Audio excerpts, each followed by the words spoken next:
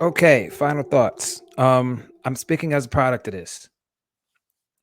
If you are going through something that's holding you back, find somebody that can help you through it. That's about the only advice that I could give. Just find somebody that'll help you go through it and actually have something in exchange to give him. The key part is to figure out what it is. Start the inner work. Start the inner work, and normally what flows inward flows outward. So that would be my final thought on it. All right, so final word, just listening to everyone, one of the biggest takeaways I would say, if you want to overcome a barrier, you have to develop self-awareness. Reflect on who you are, what it is that you want out of life, so that you can make decisions based on your own values and your goals. That is super important. Don't be afraid to write things out. I think we underestimate the power of writing. Anything that you're in, any building structure that you're in, businesses that you do business with, or companies that you shop with have created a blueprint to map out how that building was going to be created, right? So I think we also need to map out our lives and create that blueprint. So if you have an idea or a goal or something you want to accomplish, make sure you write it out so you can see exactly what steps you need to take so you can make sure you take an action. But it's important that you just develop self-awareness. Super important. After listening to all of the wisdom from tonight, actually, I have a little bit of a different, thought that I hadn't shared. I wrote something down about 30 minutes ago, and it was about being present. And one of the things that I've learned in time is that what you don't face, you can't fix. And then something about our language that we use a lot of times, we're always speaking either in the past or in the future. I'm going to do this, or I did this.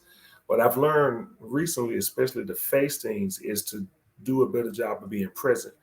And a sign, at least for me, that I've noticed that growth has taken place, even when it's about something that's hard, is I have, and as I say, the rhyme, an attitude of gratitude, but I'm more thankful because of what I've gone through. Because, like as Brother Antoine said, I've learned the lesson from it, or I'm still learning lessons, right? Because really, lessons can keep coming as long as you're alive.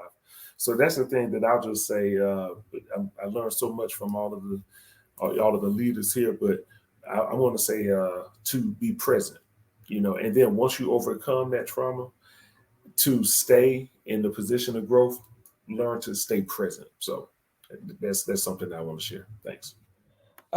Actually, I'm gonna say this. Be willing to take risk, because that's where success is. Success is not, if you're not willing to take risk, you ain't gonna be successful. That's what it's built around, right? And be willing to make sacrifices, because you're gonna have to. Okay, you can't have your cake and eat it too. That's just the way it is. Okay, and use your past as just something to learn from. As hard as it is, it's just there to teach you a lesson to never do that again. Some lessons are harder than others. The harder your head is, the bigger it's going to be, just the way it is. And prioritize what is important in your life, what you want out of your life, how big you want to be, how successful you want to be, and be realistic, right? But if you want certain things, it costs money. If you want a certain type of girl, it costs. Everything is built around that. It's just the way it is, right? The higher you go up, the bigger the sacrifice. That's just the way life is. And I would say that people say, "Oh, I fear success. Oh, I worry about success." Don't. You ain't successful yet, so you don't have to fear it. You're not even there yet. You don't even know what it feels like. So the best you get there, then see if you're gonna complain like that. All right. That's what when people tell me they fear success, I'm like, bro, you ain't even successful. Get over yourself and get over those thoughts. First get there and then tell me. All right. That's how I would say to everybody. So prioritize what it is you want in your life and be willing to go after it. Make the sacrifice. All right. So my final thoughts go like this. Number one, watch elevated dialogue. That is first and foremost. This is one of the most like-minded communities that is all different, and the next step after that, after you enter the elevated dialogue community and find like-minded people, go ahead and buy my book, The Code. Hey, we're already talking about everything that's already in this book, and you'll find more of this dialogue has already been in existence. There is a blueprint to it, which is what this book is called too.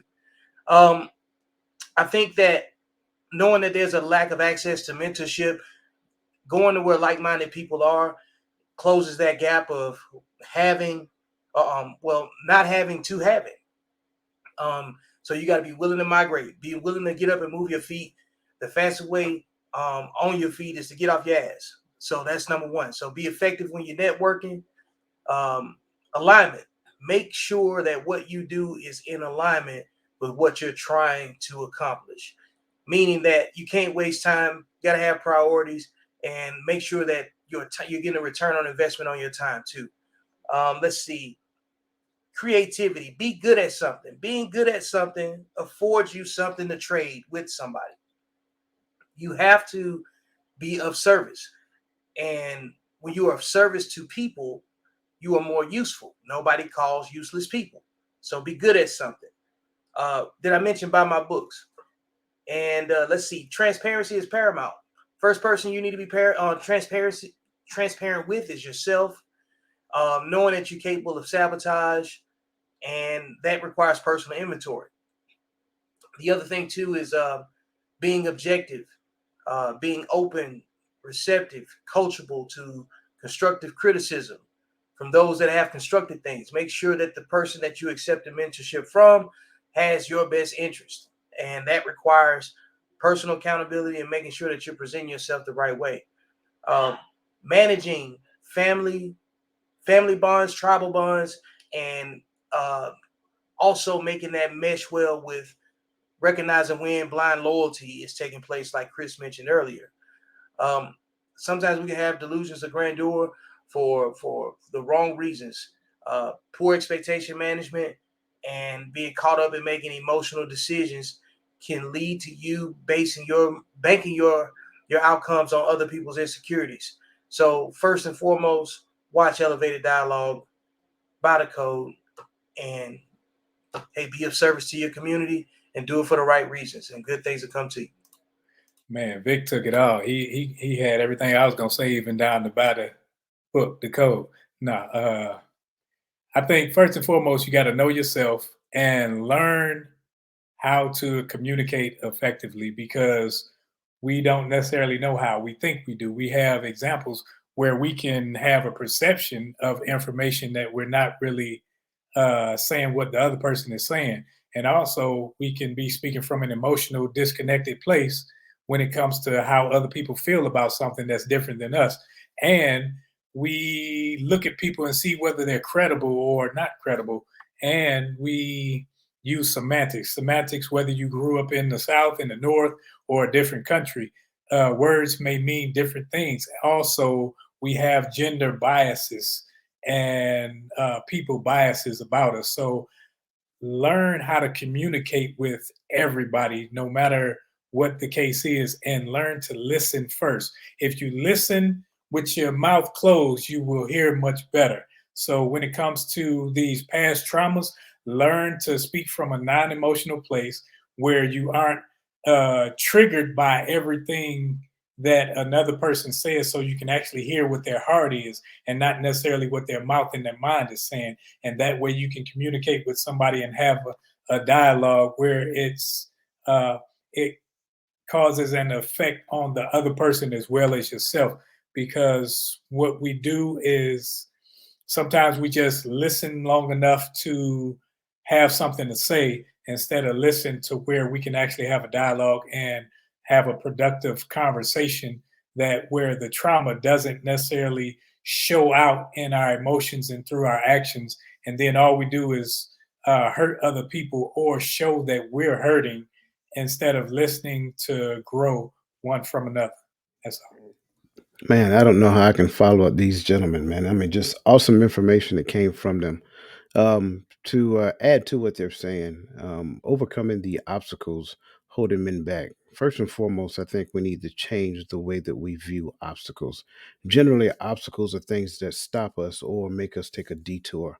I want people to start viewing obstacles as opportunities. Obstacles reveal more about you than it does about them. So, what you need to do when an obstacle presents itself, take a long, hard look at self, like do some self reflection and come to an understanding of what you're learning about yourself in that particular moment. View the obstacle as an opportunity to create a different mindset, a different way of doing things. And then I want to add to the fact that everybody has blind spots. That kind of goes back to what Roland was just now saying. If you do not believe that you know everything, or you know everything about yourself, then maybe you can hear what somebody else is telling you about you, and that thing that they're telling you about you can actually help you elevate to another point, to where you can actually elevate over that particular obstacle. So I want to kind of make that out. Again, obstacles are more so opportunities than they are barriers. So take the opportunity to learn about yourself, do some self-reflection, and then again, ask yourself, how can you do things differently? You don't fail until you quit. So don't quit. Just look at doing things differently. Be in the mindset of constant learning. I think that's important to understand. The last thing I want to leave with you is that we need to be, radically honest and radically open minded. If we're completely honest with ourselves and everybody else around us, then they can truly understand what you're thinking and how you're feeling. And if you're radically open minded, you can hear each and everything that every person is telling you. That doesn't mean that you have to accept it, but you owe it to that person to consider what it is they're saying, and then view yourself so that you can actually observe the thing that's happening within you. Then you can actually change it. And that's just it.